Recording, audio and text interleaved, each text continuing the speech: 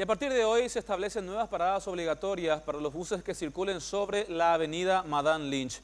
De esta forma, este sistema que ya arrancó sobre Artigas y se extendió sobre la Transchaco va a llegar incluso hasta Acceso Sur.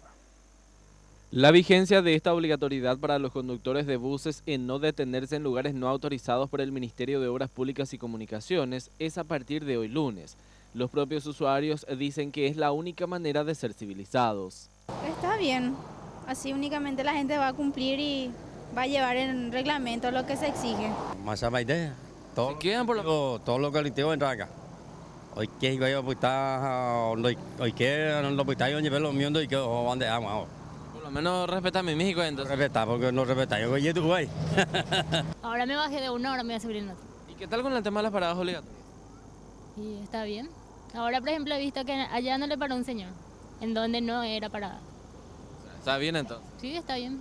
Y durante el recorrido que realizamos en el transcurso de esta mañana, no pudimos encontrar ninguna persona descontenta con esta implementación. Sin embargo, el reclamo mayor consiste en que las paradas obligatorias tengan un pequeño techo en donde las personas puedan refugiarse. Creo que hay que implementar también eso, ¿verdad? En tiempo de lluvias, para poder esperar también en la parada.